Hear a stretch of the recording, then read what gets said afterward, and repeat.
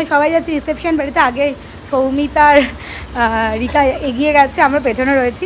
ছেলেটাকে রেখে যাচ্ছি, সত্যি মনটা খুব খারাপ লাগছে। ভেবেছিলাম ছেলেটাকে নিয়ে যাব, কিন্তু নেওয়া হলো না। এই কারণে আমার ছেলের ঠান্ডা লেগেছে প্রচণ্ড পরিমাণে। তো আমরা চলে এসেছি অর্পণদের বাড়িতে কন্যাযাত্রী যাবার। এসেই দেখি চারিদিকে তত্ত্ব মেলা রয়েছে, মানে কত সুন্দর করে সাজানো দেখো।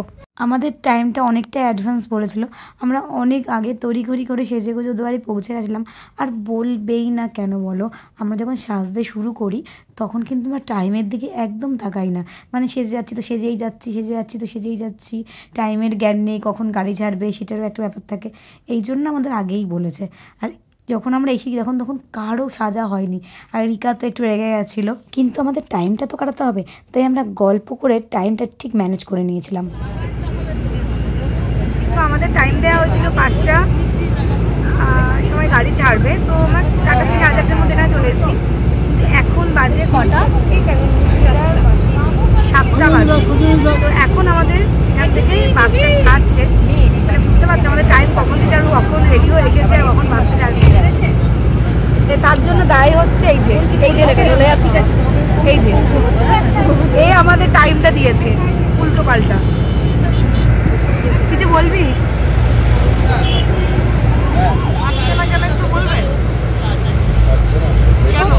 দাঁড়িয়ে আছে, ইঞ্জিনটা গরম করছে। ইঞ্জিনটা তো আরো 5 মিনিট আগে থেকে গরম করেনি ইঞ্জিন ওর এখন গরম করার সময়।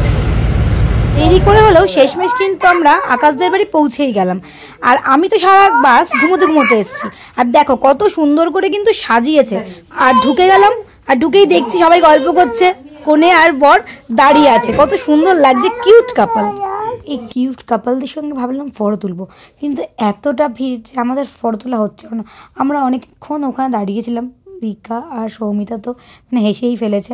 আর এইদিকে দেখো বর সবাইকে টাটা করছে, বাই করছে, হাই করছে। সবার সাথে তো কথা বলতে হবে না, নাহলে সবাই মনে কষ্ট হবে যে আমার সাথে কেন কথা বলছে না।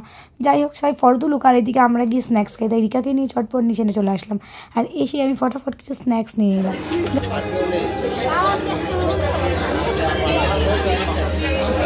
আমার হাতে 2 বাটি স্ন্যাক্স দেখে ভেবো না যে 2টো বাটি আমিই খাবো। আমি সৌমিতার জন্য একটা নিয়েছিলাম আর আমার জন্য। আবার রিকা তো রিকাটা নিয়েই নিয়েছিল। তারপর চলে গেলাম হচ্ছে পান মশলার কাউন্টারে, কিন্তু আমি তো পান মশলা খাবো না। ফুচকার স্টল খুঁজছিলাম, কিন্তু দুঃখের বিষয় ফুচকার স্টলটাই দেয়নি। কিন্তু দই বড়াটা কিন্তু দারুণ হয়েছিল।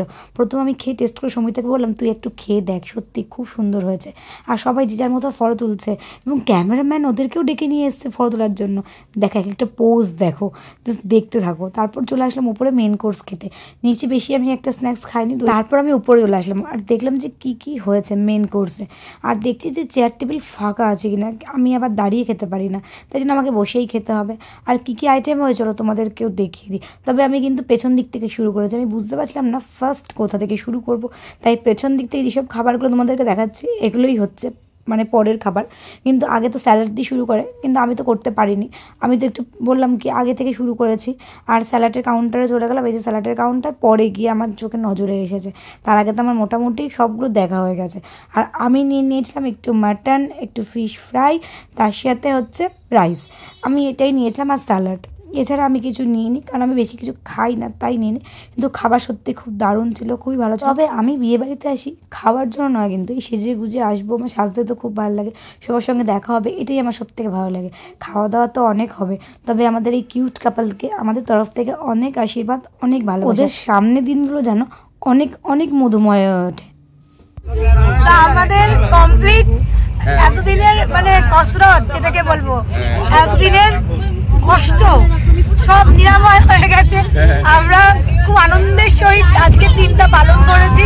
সেজে বুঝে একদম খুব ভালোভাবে ছিলাম, খাওয়া দাওয়া খুব ফাইন করেছি।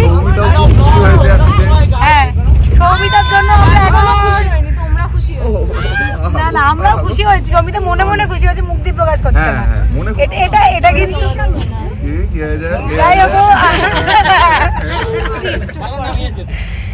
যাই হোক, তো ভিডিওটা আমি এখানেই শেষ করছি। ভিডিওটা ভালো লাগলে লাইক করো, শেয়ার করো, কমেন্ট করো, আমার চ্যানেলটা অবশ্যই সাবস্ক্রাইব করো। তাহলে আজকে কথা আছে। Welcome to my guys.